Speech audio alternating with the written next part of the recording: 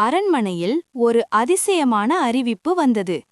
மகத்தான பொக்கிஷம் ஒன்று அரண்மனையில் மறைத்து வைக்கப்பட்டுள்ளது. அதை கண்டுபிடிப்பவருக்கு பெரிய பரிசு. ஆனால் அந்த பொக்கிஷத்தை யாராலும் கண்டுபிடிக்க முடியவில்லை. அந்த நேரத்தில் வந்தார் தெனாலிராமன். விஜயநகர அரசர் கிருஷ்ணதேவராயர் அரண்மனையில் அனைவரையும் கூப்பிட்டு சொன்னார், இந்த அரண்மனையில் ஒரு பொக்கிஷம் இருக்கிறது. ஆனால் அது எங்கே இருக்கிறது என்று யாருக்கும் தெரியாது. மந்திரிகள், படைத்தளபதிகள் எல்லோரும் அரண்மனையை முழுவதும் தேட ஆரம்பித்தார்கள். அவர்கள் சுவர்களை தட்டினார்கள், தரையை தோண்டினார்கள், மரங்களை கூட பரிசோதித்தார்கள்.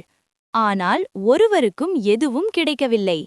அந்த நேரத்தில் தெனாலிராமன் மெதுவாக சிரித்தார். அவரை பார்த்து மற்றவர்கள் கேட்டார்கள், நீ ஏன் சிரிக்கிறாய்? நீயும் தேடு. தெனாலிராமன் சொன்னார், நான் தேட வேண்டிய இடம் வேறு. அவர் எந்த இடத்தையும் உடைக்கவில்லை, தோண்டவில்லை. அவர் எல்லாரையும் கவனித்தார்.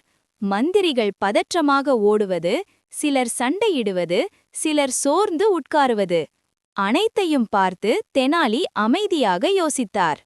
தெனாலிராமன் நேராக அரசரிடம் சென்றார். அரசே, நான் பொக்கிஷத்தை கண்டுபிடித்துவிட்டேன். அனைவரும் அதிர்ச்சியடைந்தனர். எங்கே என்று அரசர் கேட்டார். தெனாலி சொன்னார், இந்த பொக்கிஷம் தங்கம் அல்லது வைரம் அல்ல. இது இன்னும் விலையுயர்ந்த ஒன்று.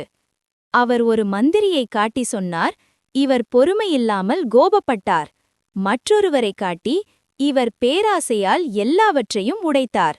பிறகு சொன்னார், அரசே, இந்த பொக்கிஷம் அறிவு மற்றும் பொறுமை. அரசர் சிரித்தார். தெனாலிராமா, நான் இந்த சோதனையை வைத்ததற்கு காரணம் அதுதான். உண்மையான பொக்கிஷம் வெளியிலில்லை, மனதுக்குள்தான் இருக்கிறது. மற்றவர்கள் எல்லாம் வெட்கப்பட்டார்கள்.